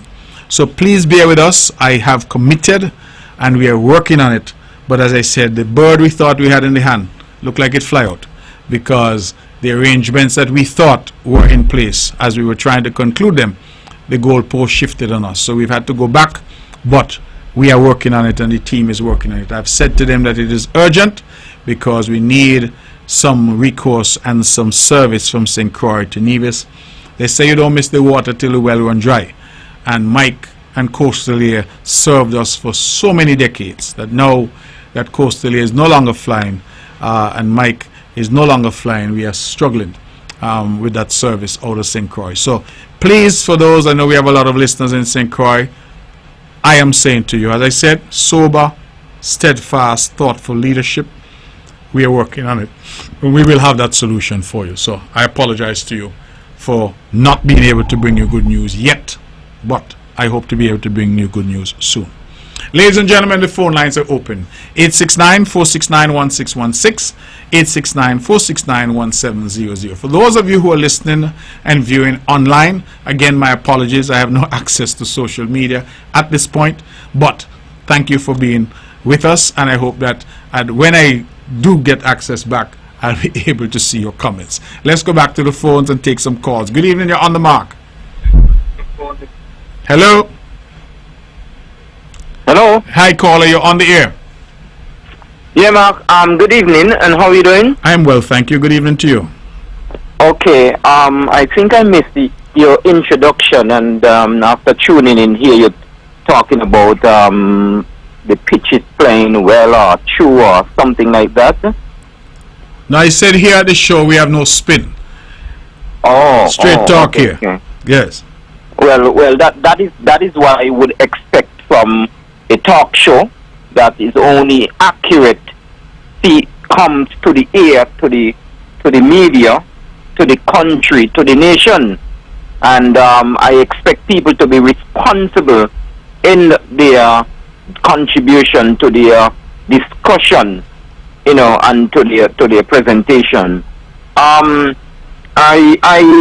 really want to deal with quite a bit, but I will just leave maybe most of it for another time, based on the time that you have for the rest of the program.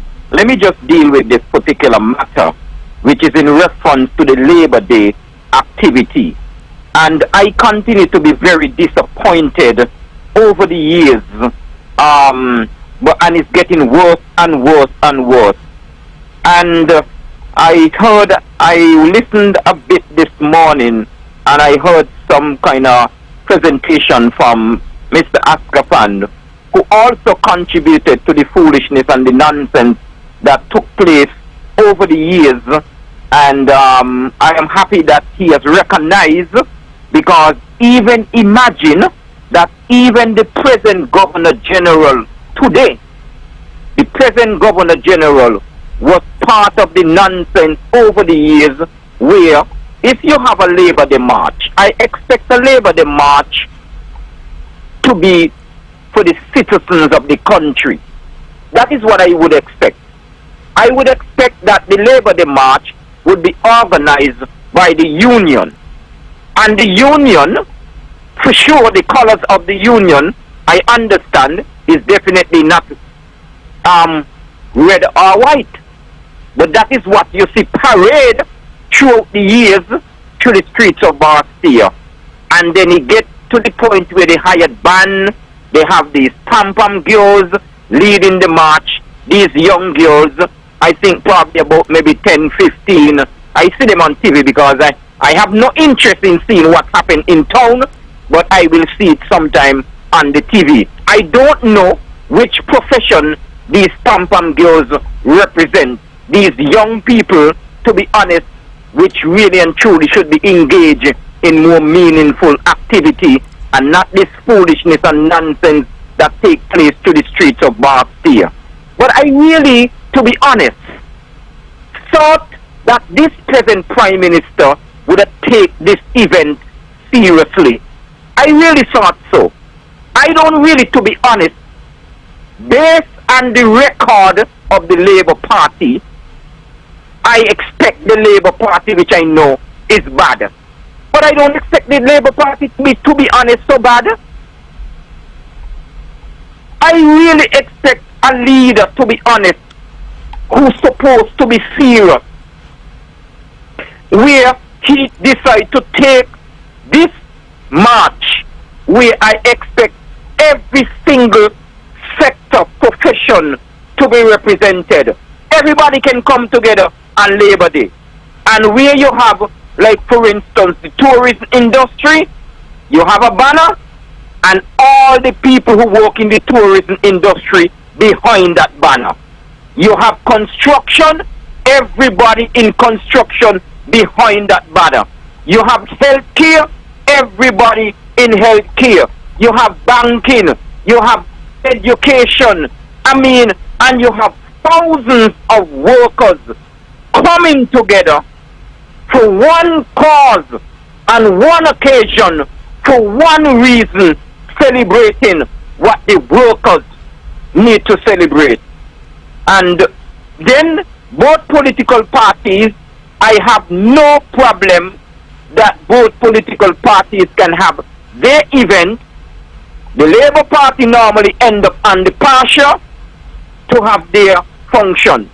The People's Action Movement, the best political party by far in the Federation, and I don't know any other political party have a party headquarters. But I can boast that my political party have a party headquarters where we can host any event. Any event. My brother, when you're talking about PAM and party headquarters, you have any perspective on the leadership issue? Well, I can tell you that on the 2nd of June, which I can inform you and the people of this country, that we are going to come together in our caucus to elect our leader, the next person I expect to lead this country. Because right now, St. Kitts and Nevis need PAM now more than ever. And then on the 9th, the very next Sunday, we are going to have, which I want to believe will be the most successful convention in the history of the People's Action Movement. That is what tremendous amount of people are waiting for. So let me ask you, do you have a horse in the race for leader? Well, I've only heard of one name so far, Miss Natasha Gray. Is there anybody else that you're aware of? Well, to be honest, I was overseas, just returned on the island. That is why, because I really, to be honest, wanted to talk about the Labor Day March before it comes. But now I return, I heard of the foolishness and the nonsense and all of these things and so that took place, and I continue to be very, very disappointed because it is about workers, it is about my country, and I expect the leader of the country to set a standard to bring the people together and do not continue to support all of this foolishness that take place throughout the years, over the years, even up to last year, and now this year, it even end up to be even worse than it happened over the years. So I am telling you that I have confidence in the leadership of the People's Action Movement. Whoever takes the leadership, I will be there, right? And I am saying that whoever our party decide to choose to take our party forward, we will stand 150% behind our leader. Because I can tell you that even the People's Action Movement at its worst, it is still better than the Labour Party at their best. Look at what the Labour Party has done to this country so far. Look at what they have done. Well, caller, you have had a good run. I'm going to have to leave it there. But feel free to call back in a bit later. We have some other people waiting on the line. Okay. Thank you. Take care. All right. And we'll continue the dialogue. Absolutely. Let's go back to the phones and say good evening. You're on the mark. Hello? Good evening, Mr. Brantley. Yes, good evening. You're on the air. Go ahead. Yeah, this is Elton Marcus Hall. Yes, Mr. Hall, how are you? I'm okay. How are you? Good, I'm well, thank you. You know, you mentioned something about your mom this evening, God rest her soul, Yes. and it really resonated with me because my mom passed away early 2022, and for me, it's been kind of turbulent. Well, my condolences to you, Mr. Hall. Thank you, sir. Yeah. But, you know, so I want to say my condolence to you when your mom passed away as well. Yes. I know that you guys were quite close. And something I always want to say, that Caribbean mothers are the best in the world. Mm-hmm. And I'm not asking anybody to agree with me, but I'm pretty sure you will agree with me because you know that I'm speaking the truth, because my mother was a Caribbean mother and so was yours.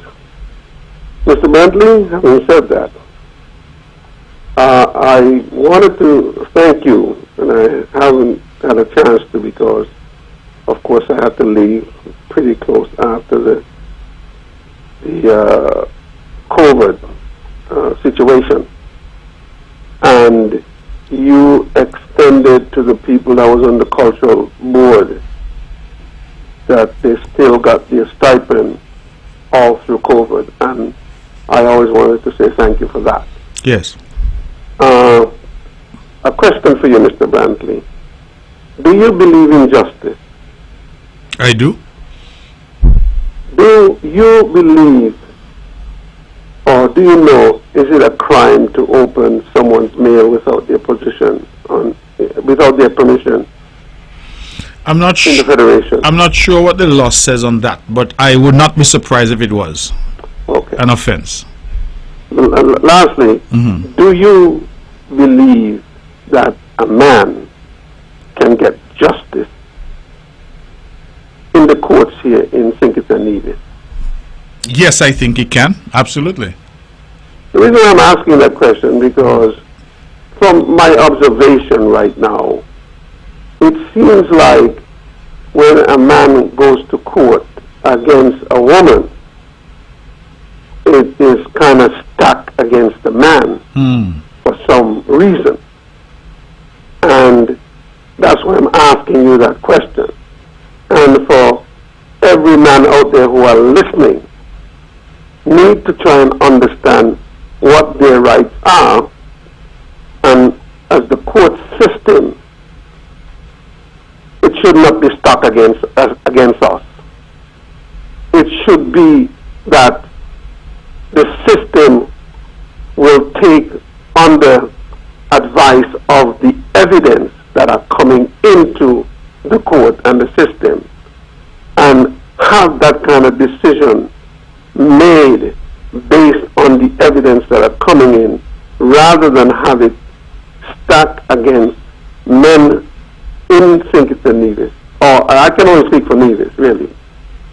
Not have it stacked against them, and for the simple reason that the opposite person that there is a woman. You know, that's my observation right now.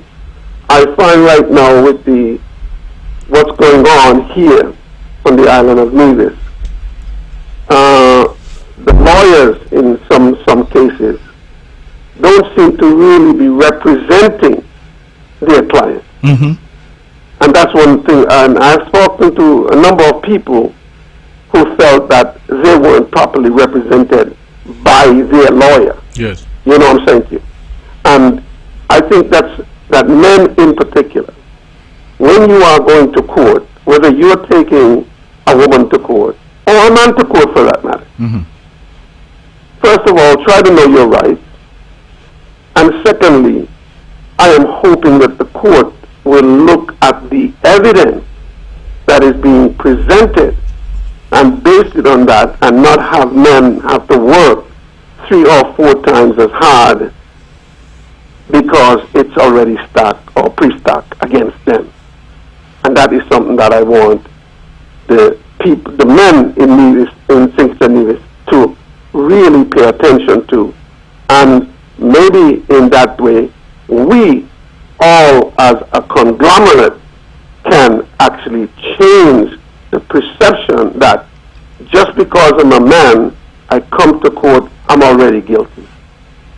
That's the thing I'm trying to avoid right now. So, Mr. Hall, what I would say is this, that I have not had that experience. Certainly I have not myself been in and around the courts for some years. Yes. But when I practiced, I did not have that experience. You win some, you lose some. We understand that. Agreed. But in my experience, what usually mattered most was the quality of your representation.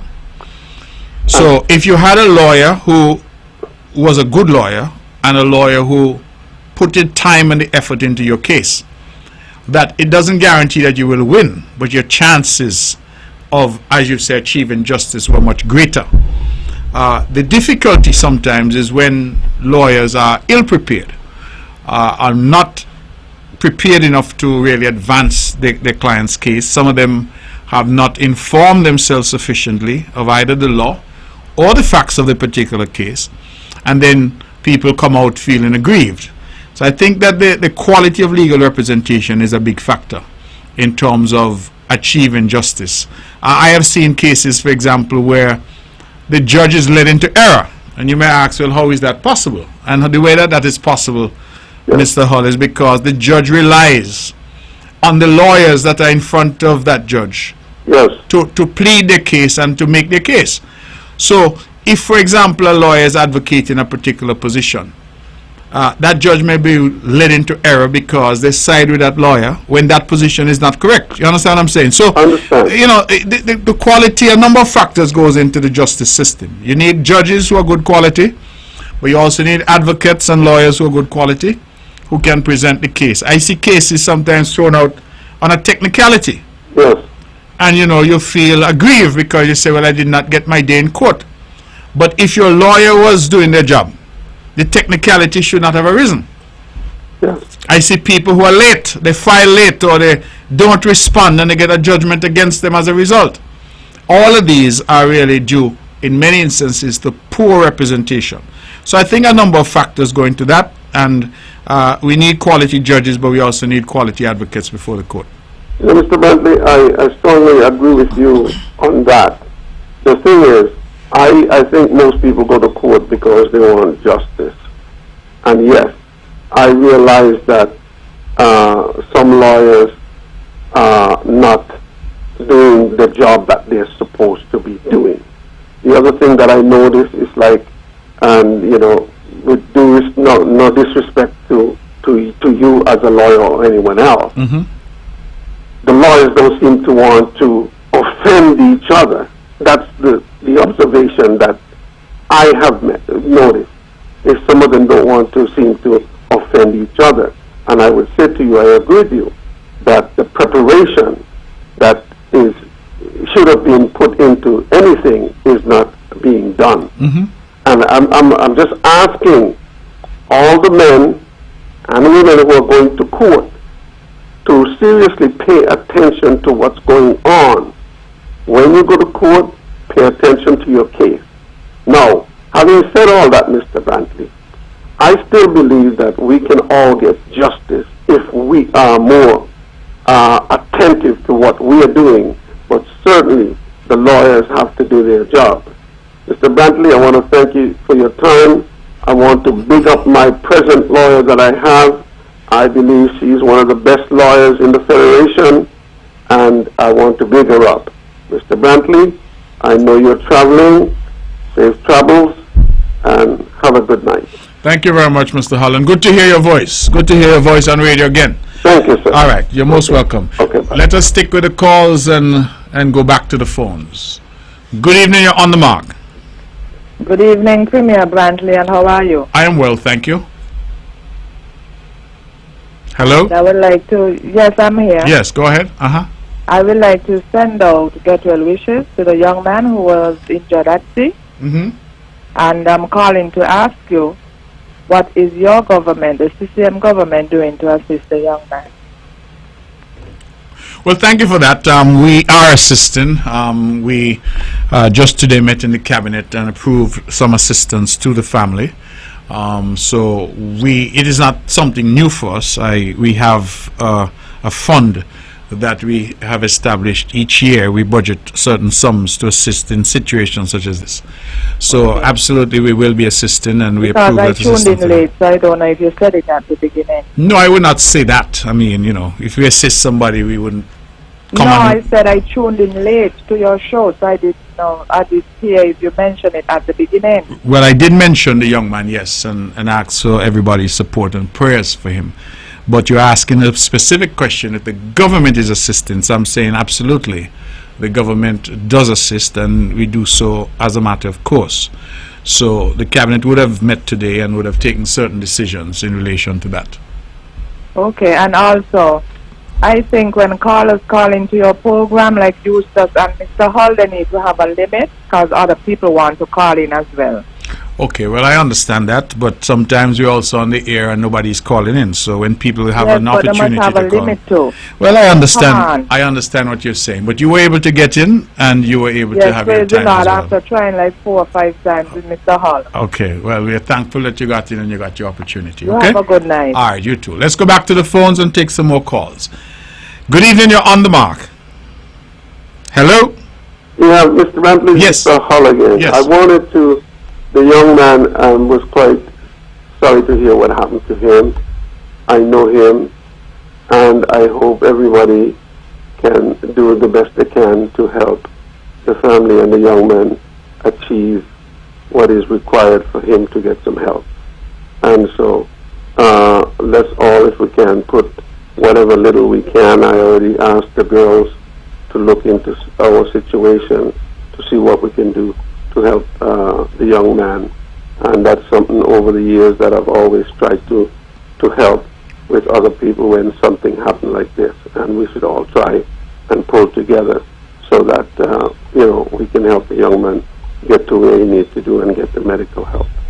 Have a good night, Mr. Brent. Okay, thank you very much for that. And I think everybody's of that same thinking, to provide what assistance and what support they can to the family. I just wanted to clarify further for the caller who called earlier that the NIA has every year allocated some sums by way of budget to assist. And so we do this on a regular basis. We don't do it with much fanfare or noise, but we do it on a regular basis to people who find themselves in difficulty and are in need. And so today we dealt with that for the family, but we also dealt with other families who are also in difficult situations with health. And that is something that we have done. And we're quite proud of our record in that regard. Let us go back to the phones. Say good evening, you're on the mark. Hello? Okay, we've missed that caller. Caller, please call back in. 869-469-1616. 869-469-1700. Let's go straight back to the phone. Good evening, you're on the mark. I'm glad you find Rodney and Marcus, Elton Marcus all. So happy for that. Yes. You glad I find them?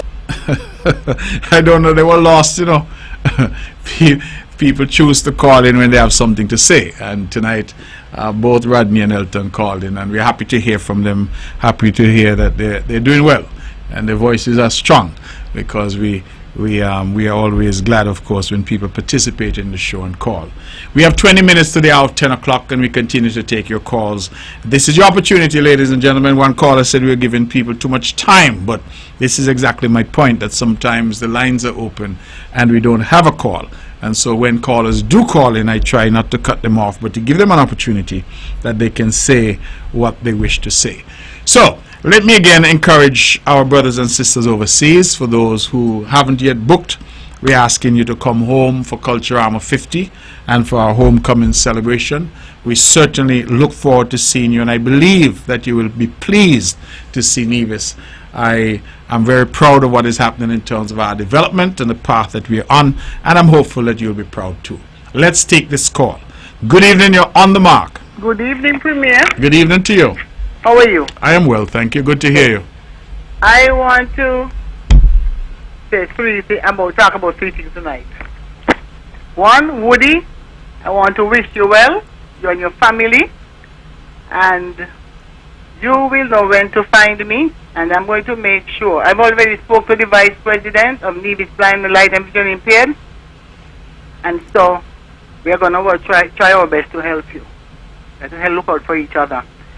And the other thing is Blindness Awareness Month, and I want to talk about children, little boys with color blindness, because I don't believe that some of the parents, especially the mothers, understand. You take a child to the store and you try to detain them out of something from the store or a gift because they cannot tell you the colors. As a child reads, they're already 4 and 5 and they cannot tell you. Something should click in your mind, something is wrong. So I beg you, please, we have the doctors here right now. We have nurses in the clinic also who should be willing to help you, guide you along, to make good use of the opportunity and get your little boys checked out, because glasses should be able to help them. And whatever else the doctor would have to advise you on. The other thing, our society will be having its usual lunch for May, and we have to do some changes because of COVID.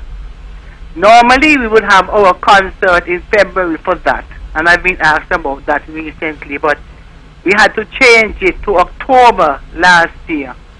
And so we have started from that time to do lunches in May to make sure that our children with scholarships are taken care of. This month, this year, another child to make 4 will be added to the list. All being well, I've already solicited the change for that, because her grandmother died last year, late June, and she was very much a part of the organization. And so the child is just 10 now, but we have to make sure that we look out for her, because she's also fatherless, and we have to show love. And so she will be taken care of. I've already gotten the blessing from the mother and the sister. Our lunch will be on the 22nd of this month, May, and the cost is $30. This is the first time we have carried it up there except for fish at one time. And so we're charging $30 across the board. We'll be having spare ribs, mutton, codfish, and chicken. And we all know the cost of living has gone up. And even fish, you can't get fish and mutton and thing lunch cheaper than $35 party. I want to thank the public so far for buying the tickets. We will have our usual local drinks, be it ginger beer, golden apple with ginger, and also gooseberry and tamarind for drink. We'll have water for persons who want water. Peas and rice, we'll have rice and peas. And we're trying to get some yam that we could do yam pie.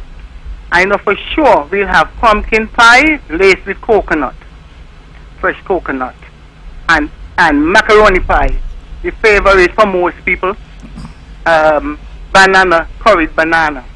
But this sound like a full restaurant menu you have here. Oh yeah, we just try, you know, Mr. Brantley. You know, you've been up there a long time ago, and you see, we just try. Yes. And you had lunch from us too. Yes, it's a long list of items you have. Yes. Yes. You see, some persons might come, they may not eat cheese, but they would eat something that does not have cheese. And also we'll have sliced food. We have ground food too, you know me call ground food, right? Of course. Like sweet potato and breadfruit and banana and so on by itself, with whatever your meat kind is, and you get your green salad, your vegetable salad. We have cornmeal as well. So it's about choice. Thank you very much, Mr. Brantley. Oh, it's at the School for the Blind. Remember again, it's on the 22nd of this month. General public, you all usually support us well, and we are looking for the support. So please come and look us up. We'll be very grateful for that. Thank you, Mr. Brantley. You have a good evening. All right. Well, thank you. And you know, I always enjoy your powerful voice and your powerful personality. Well, I try my best.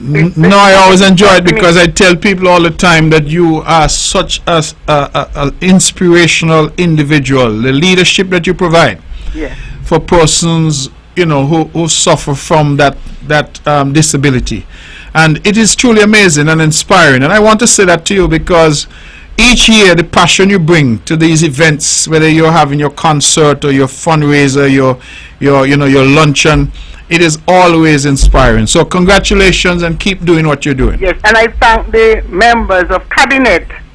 Last year, Mr. Evelyn took some tickets. Yes. And but he was at the concert. I don't know if he told you all that we did have the concert come off, but we did have the concert come off, and we thank God for Well, everything. I can assure you we'll do the same this year, so make sure you give him the tickets. For the luncheon too? Both. Both luncheon and the concert. So you want 7 tickets for the cabinet? Yes. Thank you very much. So I'm going to make sure, and I'm pledging all of them money tonight to you. I believe my neighbor listening. Who's your neighbor? Mr. Evelyn. Oh, okay, got you. Okay. Thank you, sir. Yes, he'll take care of you for sure, okay? Okay, yes. All right, take care, my friend. All the best. God bless you. All right, we have 12 minutes to go before the hour 10 o'clock, and we're taking your calls. Again, 869-469-1616, and the phones are ringing, so let us go straight back to the phones. Good evening, you're on the mark. Hello? Hi, Mr. Brantley, good evening. Good evening to you. Mr. Brantley, I need to ask you one or two questions and then make an info. One, if you perceive that a person is suffering with mental sickness, right, like a mentally unstable person, do we have anywhere in Nevis that you can house that person? The short answer is no.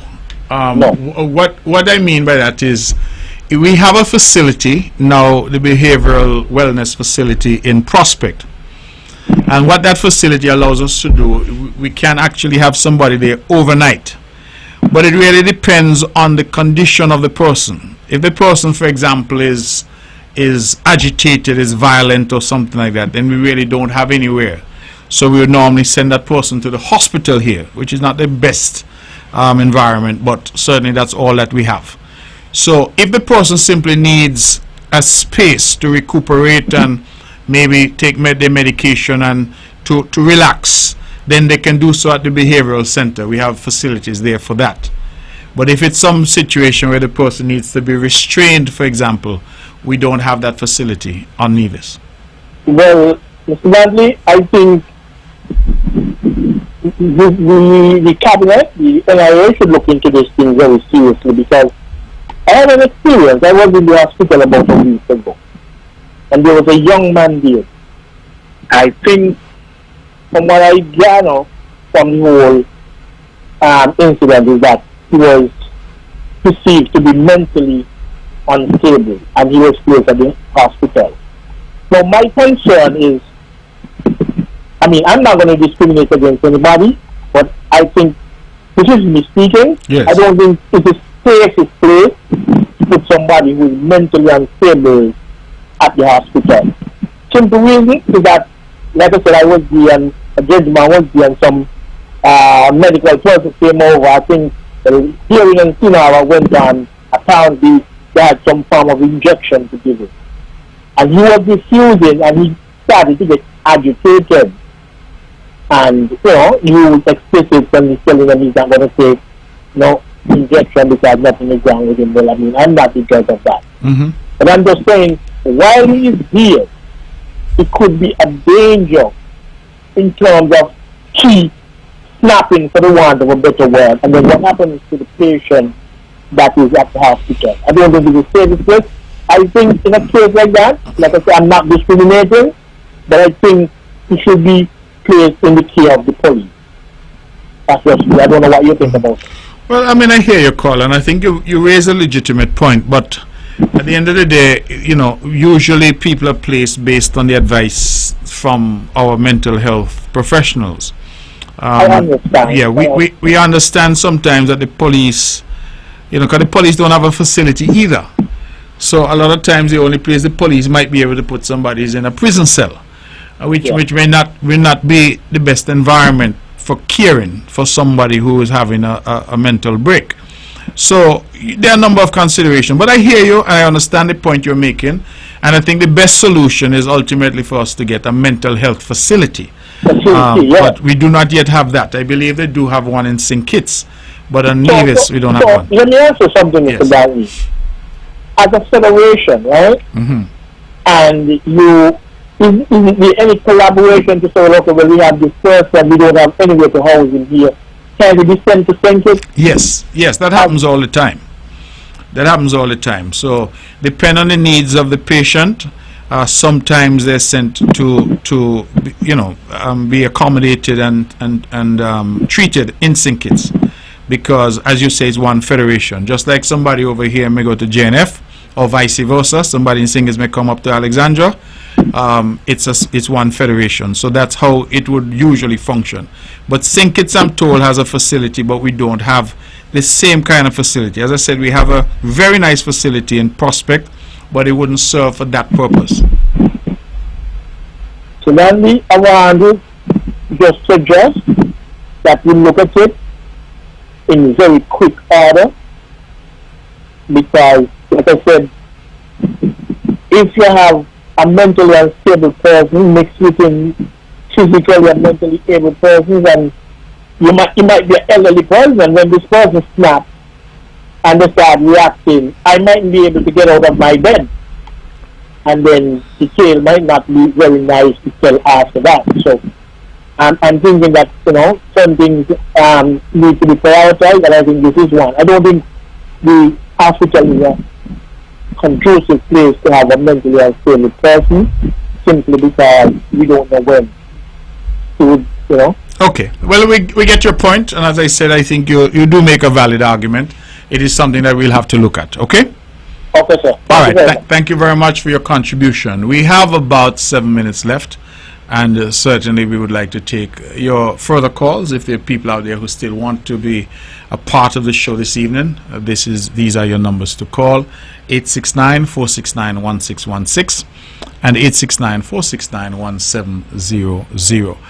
I go back to what I was saying earlier to the caller from the who deals with persons with disabilities to do with their vision, and to just thank her. A lot of us sit back and we say, woe is me, the sky is falling, oh, poor me, look at me. And there are other people who said, you know what, regardless of the circumstances, I'm going to go out and make a difference. And I just want to commend Jennifer, because she's one of those individuals. And I'm so inspired by you. I don't even know if I've ever told you, because of the things you say, the energy that you bring, the conviction that you bring. I think that more of us need to emulate you. And so thank you very much for that. Let's go back to the phones. The phones are ringing. Good evening. You're on the mark. Hello? Yes, you're on the air. Go ahead, please.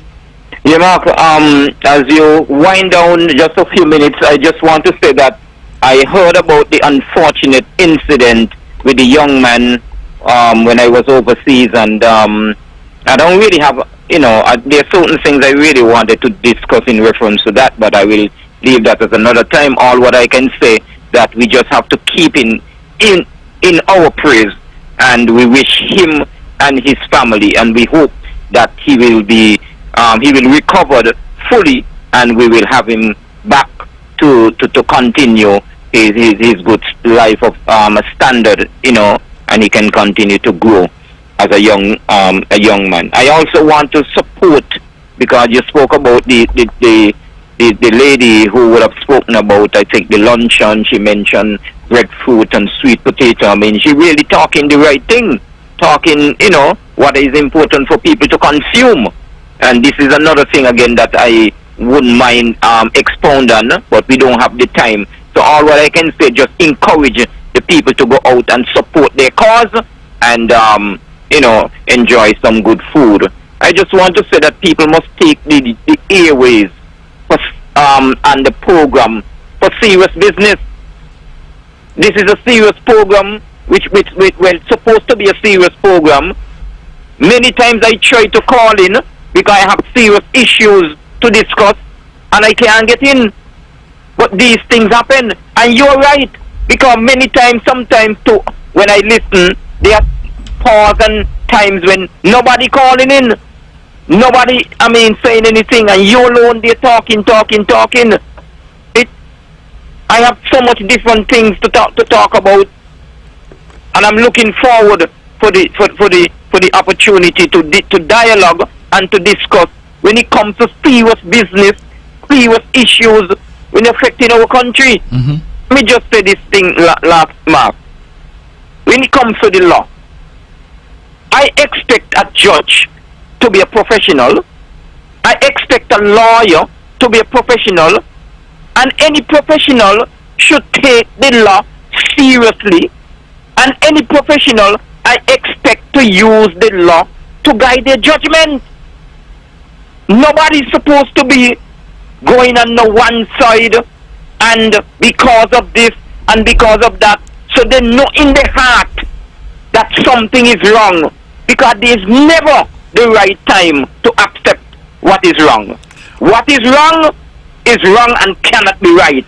All right. The only thing that is right is only what is right. All right. And that is the only thing a person have the right to do. Let me just say lastly. Well, you gotta be quick because we're out of time. So we have 23, I think, days or so left before the beginning of the hurricane season, and I pray and hope that the Master will open his clouds and really pour his blessing on this nation. I pray that he will keep the wind away from this country and just keep the blessing, because that is what we need. The water, vital for our life and our livelihood. But I will leave it there for another time, and you just continue to have a good night, and will God bless this Cloud Federation of Thinkits and Nevis. You take care. All right, thank you very much for that. And you've taken us to just 2 minutes before the hour. Somebody else was trying to get in who I wanted to give that 2 minutes. I'm not sure if they still would try, but if they want to, 469-1616, 469-1700, and I can give them the final word.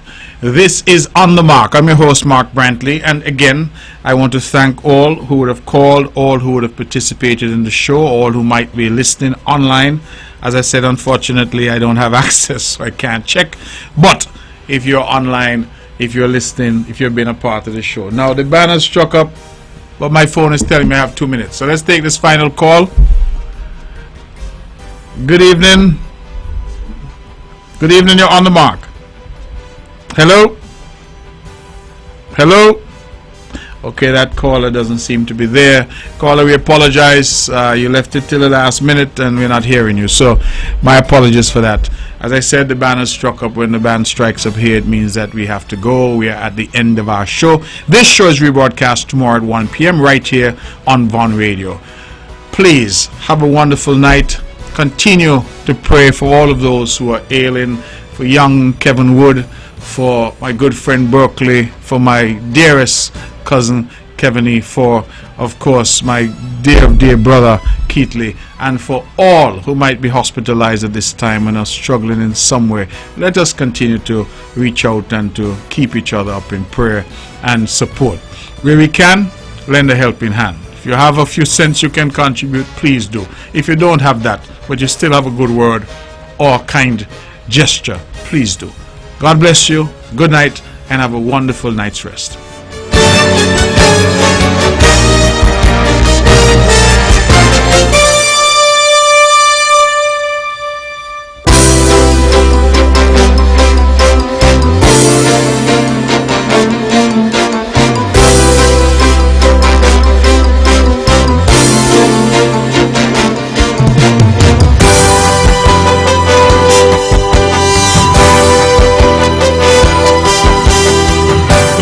And opinions expressed on the preceding program were solely those of the participants and do not necessarily reflect the views of the Nevis Broadcasting Company Limited or its advertisers.